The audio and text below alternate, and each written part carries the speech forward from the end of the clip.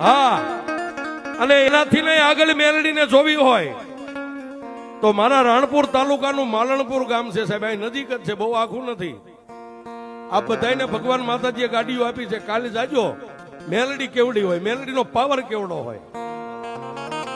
ઈ માલણપુર ગામની માલબા એક દી આવી રીતે માંડવો હતો અને એક પરદેશી માલધારી માલ ઢોર લઈને નીકળેલો અને માતાજીના ડાકલા વાગતા એટલે આવી, જેને કોઈ આમંત્રણ નથી આપ્યું, કોઈની ઓળખાણ નથી, પરદેશી માણસ, બધાના બૂટ ચંપલનો ઢગલો પડ્યો તો એક બાજુ ઉભો રહ્યો.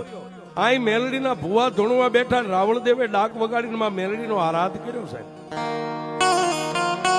ક્યાં ધૂણવા બેઠેલા ભુવાના અંગમાં મેલડી આવે, ઈ પેલા ઓલા માલધારીએ રાવણદેવના મોઢામાંથી મેલડી શબ્દ સાંભળ્યો, એના વતનમાં વાડામાં બેઠેલી મેલડી એને યાદ આવી સાહેબ. ઓહો, એ આયા મેલડી આવે, આવી જ એક મેલડી મારા દુબળાના ઘરે મારા વાડામાં બેઠી છે. હજી તો અહીંથી દશક દી પગપાળા હાલીશ ત્યારે હું મેલડી ભેગો થાઈશ.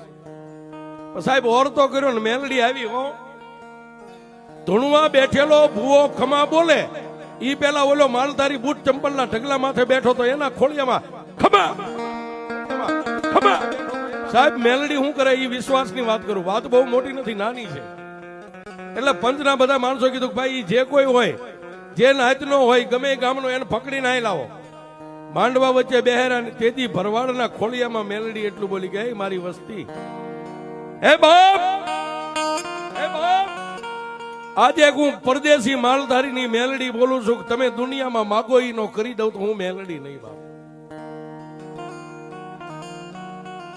ક્યારે ભાઈઓ બેઠા હતા, એમાંથી એક ભાઈ ઉભો થયો ને આ બાજુ બહેનો બેઠા, માંથી એક બેન ઉભી થઈ, બે માણા માંડવા નીચે ભેગા થઈ અને લાકડી પડે એમ ભુવાના ભરવાડના ભુવાના ખોળિયામાં ખોળાની માલબા માથું નાખી અને બાઈ દીકરીએ એટલું કીધું કે એ માં, અમે તારી પાસે કોઈએ માગ્યું નતું, પણ તે એમ કીધું કે આજ માગો એ કરી દઉં તો એ માં, મારે શેર માટીની ખોટ છે, દુનિયામાં કેટલા ભુવા ભગતો ભામા વાયણા વળાવ્યા, અરે ડોક્ટરોની દવા ખાઈને થાકી ગઈ, પણ મારી આ હુકાઈ ગયેલું ઝાડ છે, જો આમાં લીલા કોપડા ફોડીને તો દુનિયા તને માને કે તું મેલડી છો.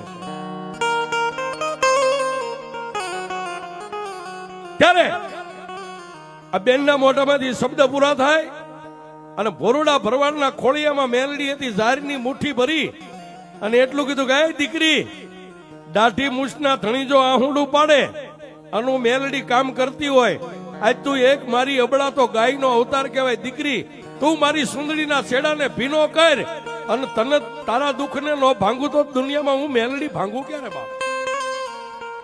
એ લે લે મારી મેલડીનો દાણો ખોળો પાથર, ખોળો પાથરો નામ દાણાનો ઘા કર્યો સાહેબ.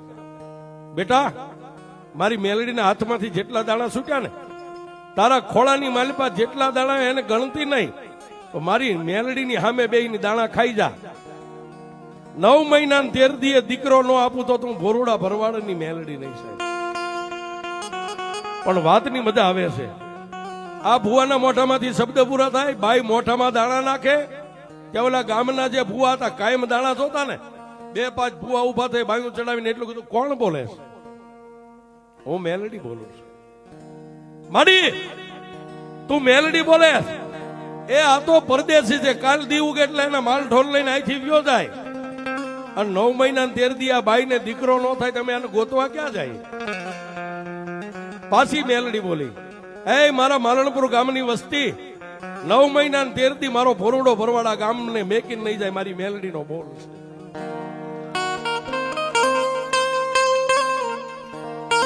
સાહેબ બહુ દૂર નથી, આ મેલડીના દર્શન કરવા લાયક છે, જોવું હોય તો માલણપુરમાં જાજો, આ કળયુગની માલિપા.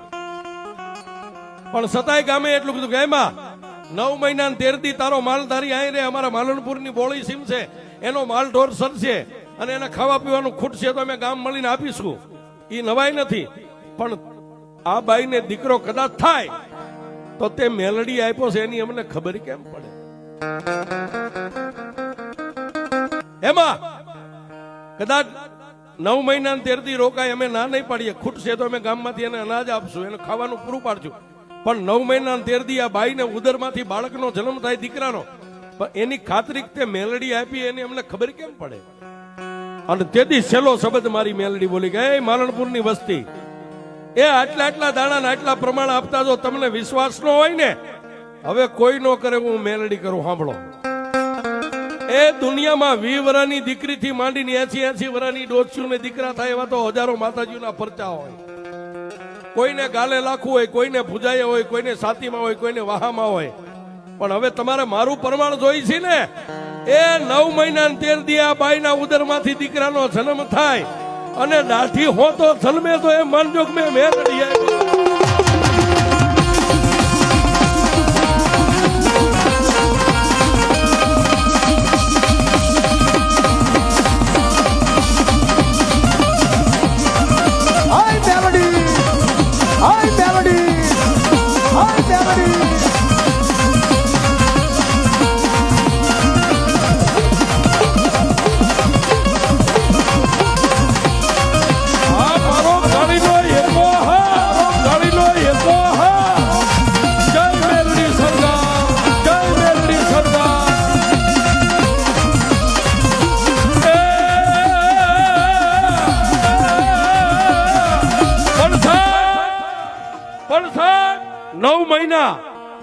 અને 13 દીએ મારી મેલડીએ બોલનો તોલ કરી દીધો. બાળકનો જન્મ થયો એટલે ગામની બાયુ જોવા ભેગી થઈ સાહેબ.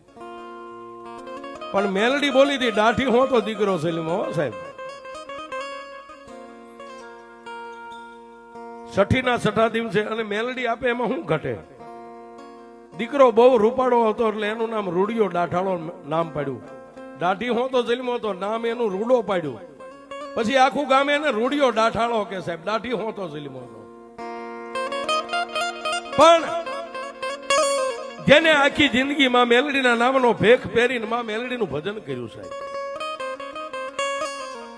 છેલ્લી ઘડી એની હતી રૂડા દાદાની. છેલ્લી ઘડી જીવ આવે ને જાય, આવે ને જાય. પરિવારે મળીને એક એક ચમચી પાણી મોઢામાં મેકીને એટલું કીધું કે દાદા આ તમારો જીવ ગતે જાતો કેમ નથી? તેથી રૂડા દાદા એટલું કીધું કે મારી વસ્તી, મારી આંખ બંધ થાય ને એ પેલા મારી સામે મેલડી ઊભી છે, મારા જીવને મેલડી રોકી રાખે છે. તેથી વસ્તીએ એટલું કીધું દાદા એ તમારી મેલડી કે એમ કરી દઈશું, પણ તમારા આત્માને ગતિ પમાડો. તેથી એક 13 વર્ષની દીકરીના ખોળિયામાં મેલડી આવીને એટલું કીધું કે મારી વસ્તી, આજ કદાચ મારા રૂડિયાનો દેહકાળ થઈ જાય હે, અને 3જા વર્ષે એને શ્રાદ્ધમાં ભેળવો. પછી મારી મેલડીના ધૂળના ધડીમલા પાસે એક લાકડાની મૂર્તિ મારા રૂડિયાની બનાવીને મારા રૂડિયાને મારા ખોળે બેહાડે. મારી આ રૂડા દાદાને કદાચ અમે વસ્તી મળીને લાકડાની મૂર્તિ બનાવીને એને બેહારીએ, પણ એનું અમને કઈક પ્રમાણ. તેથી મારી મેલડીએ કીધું જેથી મારા રૂડિયાની મૂર્તિ લાકડાની બનાવીને બેહારો, એ 3.5 દી થાય અને જો લાકડાની મૂર્તિને દાઢી આવે તો એમ માનજો હું મેલડી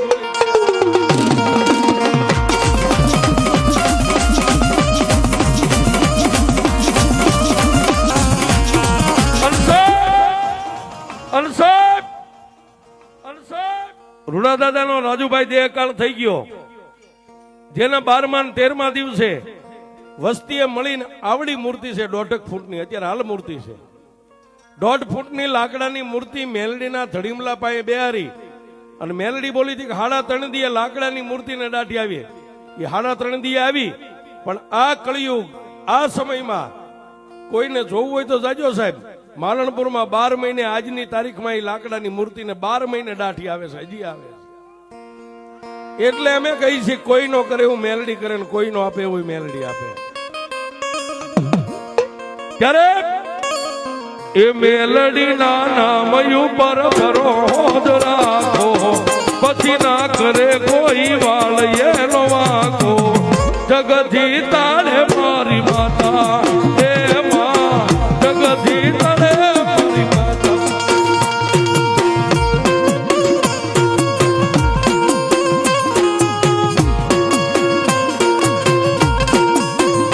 આ મેલડી, આ મેલડી